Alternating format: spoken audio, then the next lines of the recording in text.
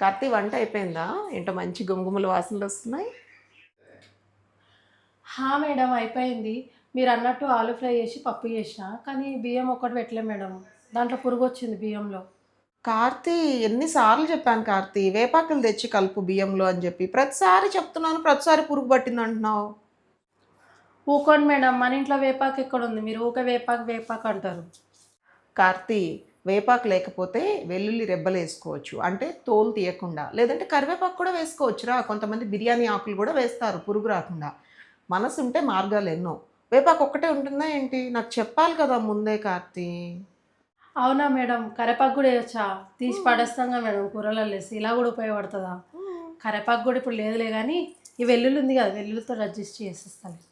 ఇప్పుడు అర్థమైందా కార్తీ, ఎప్పుడు ఎవరు అవసరం వస్తుందో అని. అవసరం లేదు అనుకున్నప్పుడు కరేపాకుని పక్కన పడేస్తాం. మరి అదే కరేపాకు కావాలి అనుకున్నప్పుడేమో మనకి దొరకట్లేదు. అందుకే ఎవరిని దేన్ని కూడా చీప్గా చూడకూడదు.